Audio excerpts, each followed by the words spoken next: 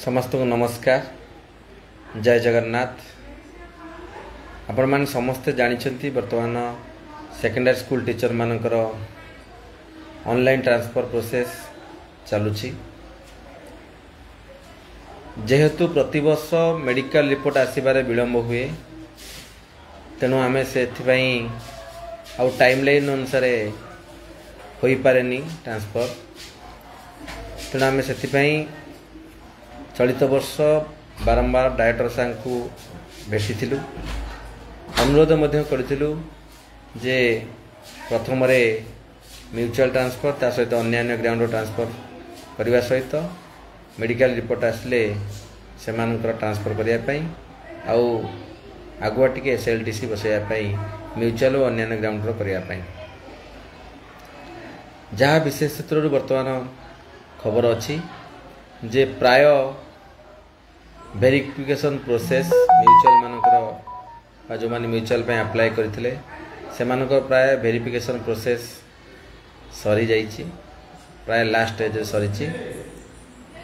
आउ अल्प किछि वेरिफिकेशन अछि जहाँ विशेष सूत्र खबर नौथिलु। ता सहित सेमानकर SLTC हुए तो कमिंग वीक रे बसिबो, प्रायतः कमिंग वीक रे बसिबो। आउ कमिंग वीक भितर ऑर्डर बाहर जीवार मध्य बहुत चांसेस अच्छी। म्यूचुअल मानकर ये कमिंग वीक रे ऑर्डर बाहर बहुत चांसेस अच्छी, आशा करा होची मध्य। ता सहित जो माने मेडिकल मध्य अप्लाई करथिले सेमान मध्य टेस्ट सरी गलानी, प्राय सेमानकर रिपोर्ट मध्य आसीबा उपरे आ सेमानकर मध्य प्राय ऑर्डर से जुलाई 3rd वीक भितर बाहर जीवार बहुत चांसेस अच्छी। प्राय आशा करा जाउची जहाँ चलित वर्ष राइट टाइम रे नहले मध्य आर वर्ष अपेक्षा गत वर्ष अपेक्षा 40 वर्ष रे ट्रांसफर प्राय बोधे समस्त प्रोसेस जुलाई मास भितर सरीजिवो। आउ ए वर्ष टिके जल्दी होबार मध्य आशा करा जाउची। ता सहित जो क्लारिफिकेशन पाई जाइथिला गवर्नमेंट को डबल म्यूचुअल, ता सहित हिंदी संस्कृत पीठ मानकर स्पाउस केस नहीं से मानकर वर्तमान सुधा कौन क्लारिफिकेशन आसीनी। आसिला परे से मानकर जहाँ कंसीडर करा जाई परिवो बा से मानकर केस को विचार करा जाई परिवो। तेणु मोटामोटी कहवा गले प्राय चलित वर्ष online transfer T online transfer process गत वर्ष अपेक्षा जल्दी हो बोली कि ऑर्डर बाहर बोली कि आशा करा होची। धन्यवाद। जय जगन्नाथ। जय जगन्नाथ। नमस्कार। वर्तमान मु निकट आसिक पहुँचली, तेणु मुझे किसी अपडेट आप निकट में देवाक चाहूँगी। वर्षा प्रबल बाहर होती से आपको टे शब्द शुभुव किंतु ता भीतर मुझे अपडेट करने चाहूँगी जे ट्रांसफर नहीं प्रथम म्यूचुअल ट्रांसफर करा परवर्ती अवस्था अन्य ट्रांसफर हम एवं जो मानकर MP एवं ML जो ऑनरेबल राज्यसभा मेंबर एवं ऑनरेबल लोकसभा मेंबर मानकर DS रु वेरीफाई होगी कंसर्न जिला मान को आसी DLTC बसी फाइनाल कर 30 तारीख पर्यटन किसी हबार ना, जेहेतु रेस्पेक्टेड मैडम बाहर अच्छा मैडम सेक्रेटरी मैम आसले आगू को जीव। तेणु आमको 30 तारीख पर्यटन अपेक्षा करा पड़ो। क्लारिफिकेशन पाई मैम को निष्पत्ति को अपेक्षा करछि। तेणु से दिन पर्यटन आमको अपेक्षा करा पड़ो।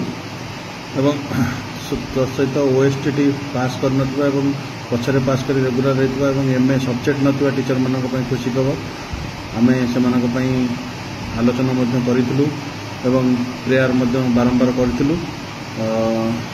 जहाँ आम खबर पाइलु जे से खूब शीघ्र रेगुलर होगा जाऊँगी एवं गोटे सर्टन टाइम ऑफ पीरियड रही जो मैंने OSTT पास करना से स्पेशल ड्राइव हम OSTT नहीं से OSTT एग्जाम देवे।